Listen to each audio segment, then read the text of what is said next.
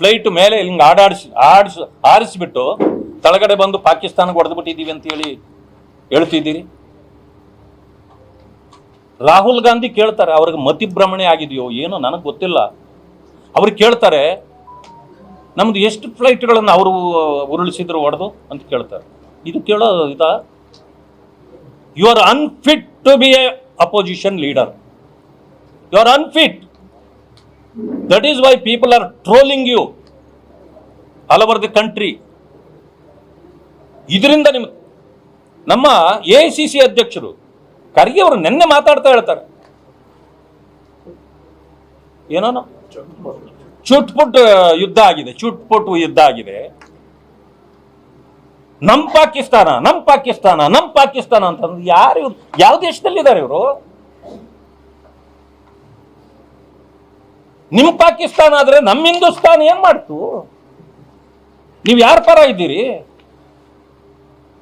Declare ಮಾಡ್ಕೊಳ್ಳಿ open ಆಗಿ, ನಾವು ಯಾರ ಕಡೆ ಅಂತ. ಅದಕ್ಕೆ ಜನ ಹೇಳ್ತಾರೆ ಕಾಂಗ್ರೆಸ್ಗೆ ಯಾತ್ ಪಾಕಿಸ್ತಾನ್ಗೆ ಸಾತ್ ಅಂತ. ಉತ್ತರ ಕೊಡಿ ಜನರಿಗೆ. ಎಲ್ಲಿ ನೋಡಿದ್ರು ಈ ರೀತಿ ಪಾಕಿಸ್ತಾನದವರು ಕೇಳಬೇಕಾಗಿದ್ದ ಪ್ರಶ್ನೆಗಳನ್ನ ನೀವು ಕೇಳ್ತೀರಿ.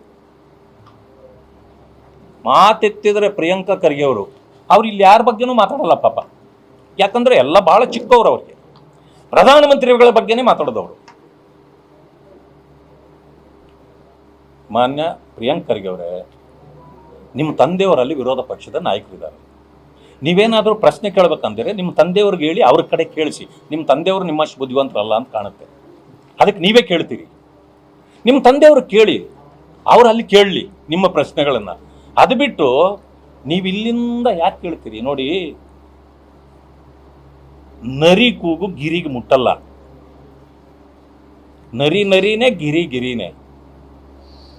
ಗುಲ್ಬರ್ಗಾದಲ್ಲಿ ಆನೆ ಹೋಗ್ತಿದ್ರೆ ಅನೇಕ ಬೀದಿ ಎಲ್ಲ ಇರ್ತಕ್ಕಂಥ ನಾಯಿಗಳು ಎಲ್ಲ ಬೊಗಳ್ತವೆ. ನಾಯಿ ಬೊಗಳು ಬಿಡ್ತಲ್ಲ ಅಂತೇಳಿ ಆನೆ ಯಾವತ್ತಾದರೂ ಎದುರ್ಕೊಂಡು ಹಿಂದಕ್ಕೆ ನೋಡಿದ್ದನ್ನು ಯಾರಾದರೂ ಗಮನಿಸಿದ್ದೀರಾ? ಸಾಧ್ಯ ಇಲ್ಲ. ನಿಮ್ಮ ಕೂಗು ಅಷ್ಟೇ. ನೀವು ಆನೆ ಯಾರು ಅಂತ ಹೇಳ್ಬೇಕಾ? ಪ್ರಧಾನಮಂತ್ರಿ ನಾರಿ ಬಗಳೋರು ಇಲ್ಲಿ ಬಾವು ಅಂತ ಬಗಳಲ್ವಾ? ಅದೇ ಪ್ರಿಯಾಂಕಾ ಖರ್ಗೆ ರೀ.